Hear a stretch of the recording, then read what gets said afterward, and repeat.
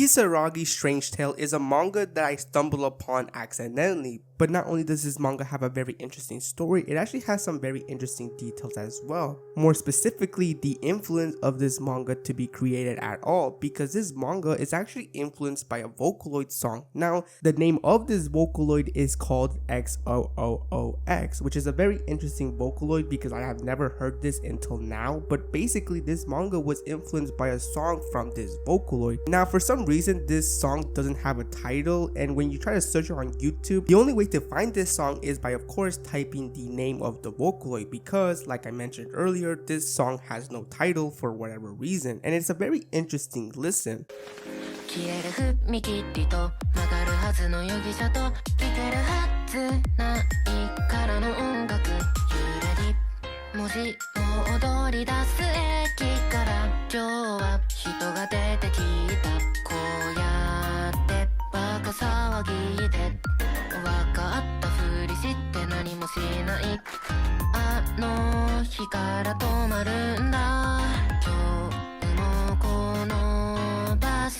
Now, after finding out about this piece of information, you may be asking yourself that things can't get even more interesting than the fact that a manga is influenced by this Vocaloid song. But you'd be wrong, because there's even more things about this that I discovered when doing my research. I found out that this Vocaloid song is actually influenced on an urban legend about a person being stranded in a mysterious train station. And this actually is something that was actually posted originally in 2004 in a site called 2chan. Now, for those who don't know what 2chan is, 2chan is an anonymous Japanese text board in which people can post photos, make threads, etc. It's basically 4chan, but in this version, this site is heavily used by people who are from Japan, and this is where the urban legend was originally posted in 2chan. Now, I'm not going to go into every little detail about the story because it is a pretty long story, and I'm pretty sure if I were to talk about everything, that could be an entire full video as well. But to put the basics as to what happens in this urban legend, it's about how a girl is trying to get home but is stranded in a mysterious train station. So she decides to post on 2chan about what she is seeing and what she is looking at specifically.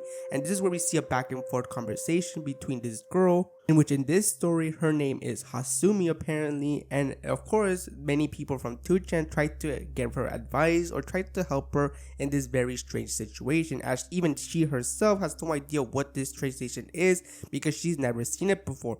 And based on the descriptions, it seems that many people on 2chan have no idea where she's really at. While some try to help her, some of them also are asking her how she even got to this mysterious train station in the first place. And while some people did try to give her very good tips to Hasumi about what to do in this situation, some people telling her to wait on the train that she was at and hopefully it can get moving again. Some people told her to get a taxi, and even some people tell her to actually walk by the train tunnel to try to find a way out. This of course leads, as the story continues, to of course Hasumi starting to freak out and panic a little as she doesn't really know what to do, and she doesn't seem to have very much options. And towards the very end of the story, as she states in 2chan that she's actually walking towards the tunnel, she notices a man in the tunnel, and of course because of the state of the situation that she is at, she tries to get help from him. Now of course many people from 2chan are very suspicious and are very concerned for her safety, and while some tell her to ask this man for help, others are telling her to get away from him, but it's too late, as she then will post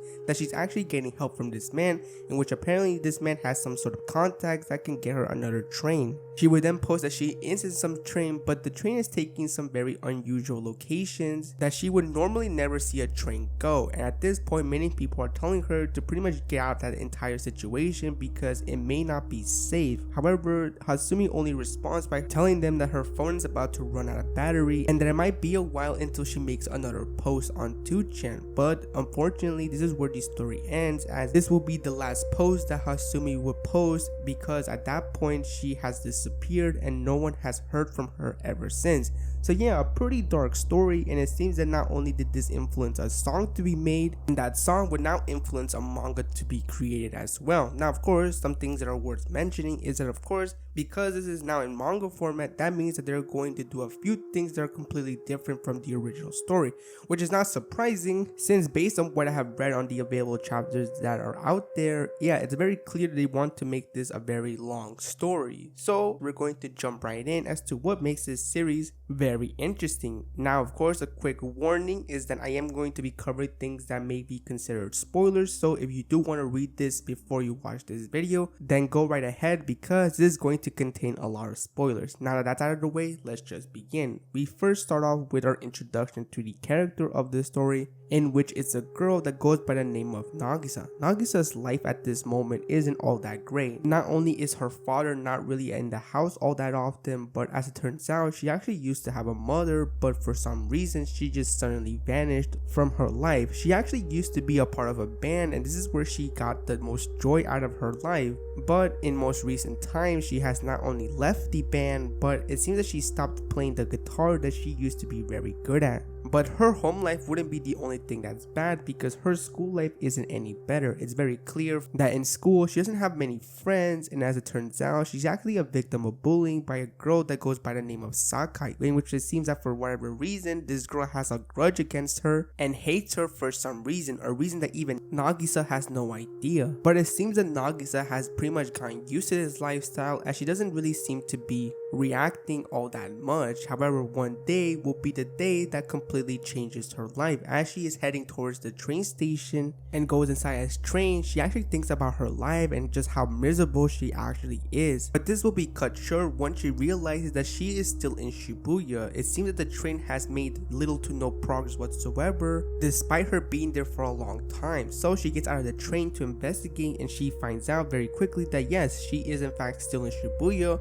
but it seems that Shibuya has become very different. There's no longer any people, and there's very mysterious things that she is seeing. She sees not only shadows, but it seems that these shadows can see her in return. Of course, she panics, running around trying to figure out what is exactly going on, and she decides to start taking photos and post it to her social media to get some help from the people online. Now, of course, the majority of people are not really helpful as they are not convinced that this is real, and they believe that she just simply photoshopped or is just simply faking to get some attention. That is until one user actually asks her if she can hear the sound of drums, which in fact she can. And once Nagisa sees the sign of a train station, she notices that it's a station known as Kisaragi Station, a station that she's never heard of, and this user online confirms that yes, she is in fact in a station known as Kisaragi Station. The only catch is that this station only exists in Strange Tales. Of course, Nagisa is just confused at this point, but all of a sudden she gets a call from her mother. But this call wouldn't get anywhere, as even though she tried asking where she's at and what is going on, the call suddenly ends. But this is where the user online that told her that she's in Kisaragi Station directs a message to her saying that she can't believe that the place actually exists because according to her, it's always been an urban legend and something that not a lot of people can confirm to be a true story. At first, Nagisa is a little creeped out that this person knows a lot about this urban legend, but realizes this is the only way she can get help and probably the only person that can get her out of this station. So they both go back and forth covering details and covering the basis of this urban legend, but when Nagisa tries to get the solution as to what she has to do to get out of it, just as the person is about to tell her what she has to do, her phone suddenly turns off, and that's because she has run out of battery. Nagisa realizes that she has to find an outlet in order to charge her phone, and of course she's able to do that by going into a building, but at the same time she also has to run away from these shadows because these shadows are also chasing her as well. Once she finds an outlet, she charges her phone and instantly goes to the person that is giving her all this information, and the person tells her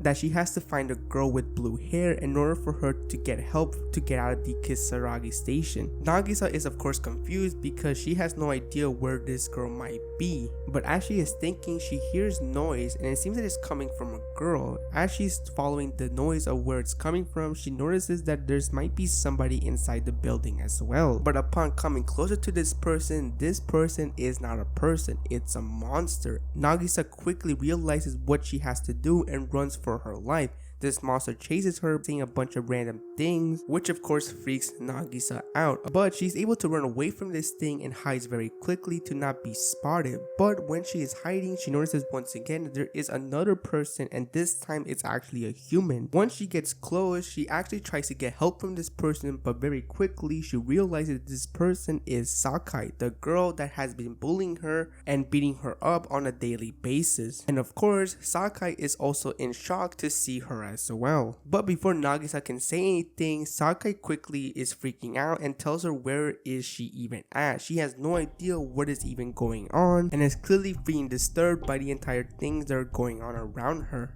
And while at first Sakai decides to ridicule Nagisa, at this point Nagisa is tired of it and decides to fight back. And it's in these moments that we get the reveal as to why Sakai hates Nagisa so much, because as it turns out, according to Sakai, Nagisa's mother stole her boyfriend, which of course completely shocks Nagisa as she has no idea what is Sakai even talking about. We get a flashback in which it seems that one day Sakai was visiting her boyfriend's house, but she noticed that there was another woman in his room, and this woman turns out to be Nagisa's mother. This will not only break Sakai, but this will lead to her unleashing her anger towards Nagisa, because apparently she knew what was going on and told nothing to Sakai. But of course Nagisa denies it and just simply is angry at the fact that that's the reason why she has been mistreated by Sakai all this time. It wasn't because of what she did or what she could have possibly done to her, it's just simply because of something that her mother did which had nothing to do with her.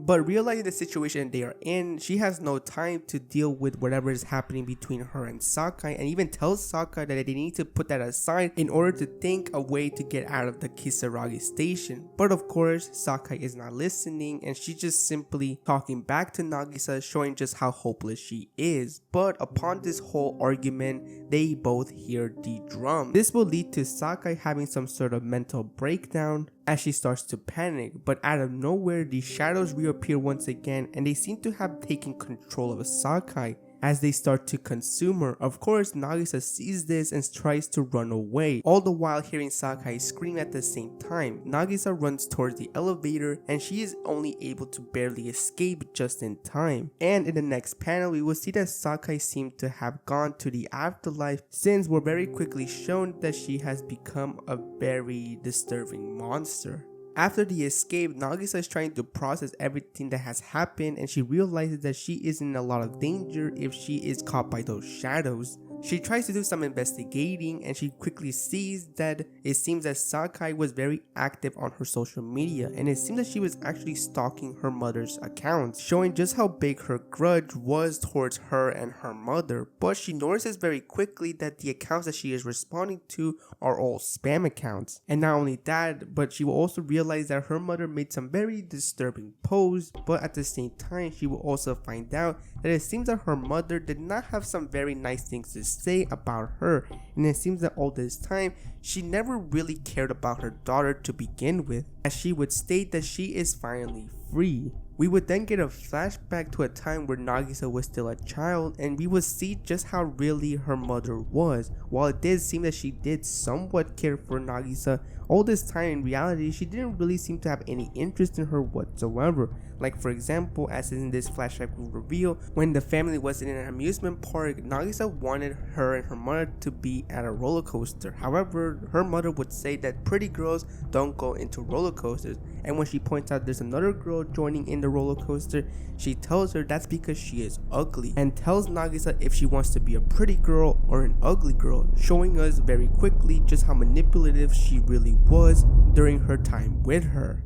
And during all this, Nagisa will realize that it seems that this Kisaragi station has some sort of connection with her mother, as it will be revealed in her post that she has intentions of ending her life. Upon finding out about this information, Nagisa is both heartbroken but also extremely angry at the same time, and now vows to find her mother so she could put her in her place and unleash her anger towards her. In the next moments, we see Nagisa walking on a train track, and as she is walking in these train tracks, she notices that there's an old man with a cane. But she's not really surprised, as the person that she has been in contact with has told her that the story does involve somebody being on the tracks, which of course is in reference of the original urban legend. Nagisa and this old man have some sort of conversation, but Nagisa very quickly sees that no matter what, no matter how the conversation goes, they are both not getting on the same page. And the way he is talking, for her, it seems that he's some sort of NPC or some bot. So in order to test this out, she decides to pick up a rock and throw it at his face. And just like that, he's able to get back up. But this is where he tells her that he is going to take her somewhere safe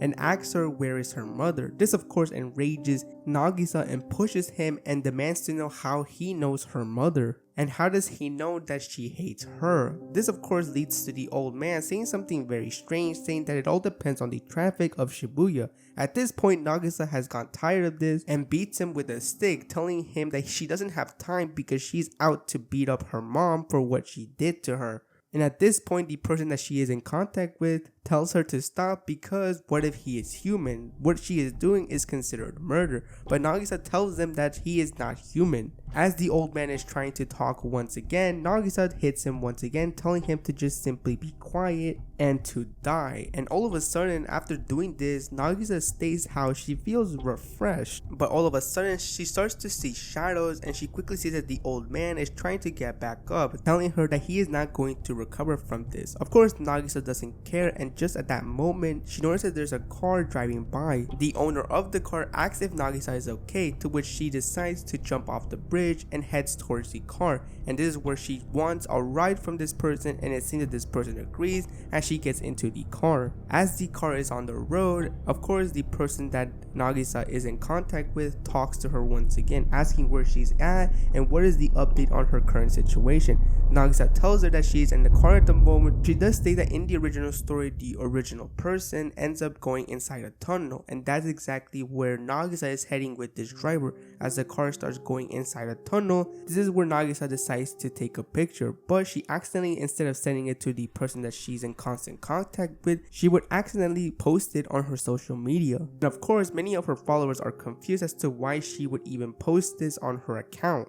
But very quickly, she notices that every time someone makes a comment about the person constantly changes their appearance, which of course shocks Nagisa and realizes that the replies are becoming reality. And it seems that the person that Nagisa is in contact with was able to realize this because in their comments, she states very clearly that the car has to stop. And this is where Nagisa sees that the car is slowly driving, indicating that the car is about to stop. And of course, while this thing would show itself to be a shadow, Nagisa still tries to play it cool and act natural, trying her best to not make sure that the shadow becomes angry at her and tries to do something to her. And of course, just as things are about to calm down and it seems that she's able to get out of the car, somebody makes a post saying that these type of drivers are always the ones that go full throttle, and out of nowhere and in a matter of seconds, the car starts going really fast. Another comment starts to say how the car is going to go even faster, and the car does exactly that. Nagisa takes a closer look at the accounts and realizes very quickly that her mother has something to do with what is happening with the car. Realizing that time is not on her side and realizing she has to act quickly, she decides to make a post of her own, which will lead to the car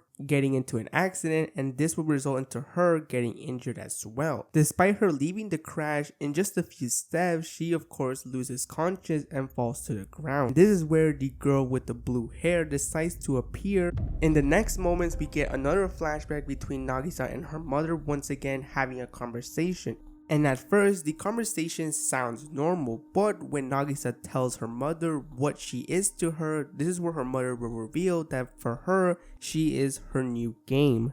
And in response, Nagisa doesn't seem to be bothered by it as she states that she knew it. And of course, this will lead to the end of the flashback as Nagisa decides to wake up and she notices that there's someone next to her. This of course being the blue hair girl. When Nagisa wants to know who she is, the girl just simply tells her that she knows who she is. And when Nagisa tries to get information out of her, telling her if she knows anything about what is happening, of course the blue haired girl is not too happy being asked so many questions, and even tells Nagisa what makes her think that she knows all the answers. And of course that's where the discussion ends. But very quickly the person that Nagisa is in contact with asks her what has happened, and this of course leads to Nagisa taking a picture of her and the blue haired girl. And this is where the person in question seems to have finally been confident to show who she is. As it turns out, it's another girl, and this girl's name would be Tsukino, and she will show very quickly how much of a fangirl she is of this blue haired girl. After this, Nagisa tells the blue haired girl why she decided to help her, which the blue haired girl responds saying that the reason why people end up in this station is because of her mother. When Nagisa tries to ask her if she knows anything about her mother, she says no, but tells Nagisa that it's important that she knows this person because, as she will reveal, the Kisaragi station is a representation of malice, nothing more than the textures of ideas from someone based on the rumors of the Kisaragi station. It's a place that is filled with things like insecurities, irresponsibility, and complete emptiness, and the person that is the center around all this is of course Nagisa's mother, and her overall goal is to find out what caused this and how is it caused. This is where Tsukino tells Nagisa to team up with her because if they both work together they can find a solution. Of course Nagisa is a little hesitant, but the blue haired girl tells her that she'll offer her strength and her knowledge. In return, Nagisa tells her everything that she knows about her mother. And thus the alliance is finally formed. As they are walking, they both decide to have a few conversations. One of the conversations is of course Nagisa trying to come up with a name to call her because she hasn't really given her name. But this is where it's revealed that she's not human, she's just an urban legend, and even she herself doesn't really know who she actually is, and she would actually love to know who she really is. But in response to this is where Nagisa states that is it really possible for someone to really know who a person truly is, which of course piques the blue haired girl's interest. But of course they still continue walking, trying to find Nagisa's mother. As they are walking, they encounter shadows, and this is where Nagisa quickly sees that the blue haired girl is a very powerful person, as she's able to take down these shadows very instantly. But at one moment, Nagisa is caught off guard when a shadow starts to consume her, and it seems that she's about to be taken over by this shadow. Of course, quickly the blue haired girl is able to save her, but during that time where she was consumed by the shadow, Nagisa saw some very strange things. She not only saw her mother in a wedding with some guy, but she also saw a kid as well. Now of course these things aren't really disturbing to see, but for some reason Nagisa was very scared to see them. Of course blue hair girl wants to know what she saw, but she is clearly in a state of panic after what she had experienced. But once again, the blue haired girl asks her what she saw, to which of course it kind of bothers Nagisa as she tells her if she's heartless or something, to which in response the blue haired girl tells her that she may not have a heart, but she is still able to show compassion towards the people she feels like showing it to. Nagisa calms down, but during this time it seems that in the real world Tsukino is also doing things as well, as she has arrived to her destination, this being Nagisa's house. And the reason why she's at Nagisa's house is because she wants to know if there's anything in that house that can help Nagisa in any way. So of course, because she doesn't have a key, she is going to break into the house. And once she's at the house, she notices how the house is in complete shambles. There's a lot of mess, and it's very clear that it seems that not a lot of things are kept tidy. And despite looking around, she notices that there are several photos that show a happy family. And once she's able to put the pieces together, she's able to conclude that this house, there's no trace of a father, indicating that this family has collapsed a long time ago. But of course, just to make sure, she decides to go into a particular room. This of course being Nagisa's mother's room. And at first everything seems to be pretty normal. That is until Tsukino finds a collage of photos in which it seems that Nagisa's mother replaced her daughter's face